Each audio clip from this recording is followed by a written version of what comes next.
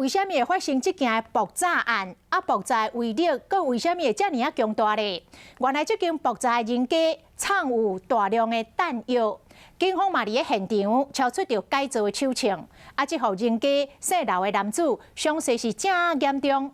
过去有用炮啊甲锄头枪将暴力讨销的行为，这个恐惊就是因为伫这个仓库放大量的炮啊、烟雾弹甲信号弹等等，才会一个无小心致使严重的爆炸。高威力这么大，我跟你讲啊，不是瓦斯的，绝对不是瓦斯，而且味道也不是啊。监视人员讲，这绝对不是一般的加速气爆，警方一日入到厝内，果然有惊人的发现。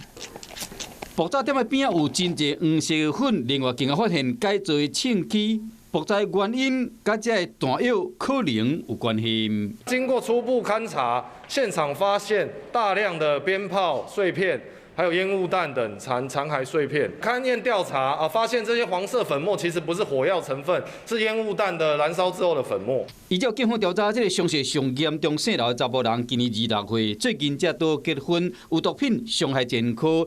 过去就捌摕炮啊、假枪等的物件去共讨销，甲帮派嘛有淡薄关联。这摆恐惊是伫仓库放炮啊、烟雾弹甲信号弹，一个无细致引起爆炸所造成的意外。因为现场无找到改造的技师，所以讲警方认为这毋是咧做弹药的所在。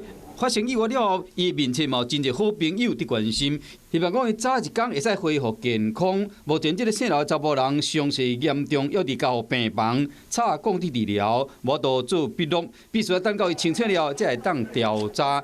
这个案件嘛以公用危险、枪炮弹药、刀械管制条例等等的罪嫌伫侦办。观众朋友，有一件事情不知道你们做了吗？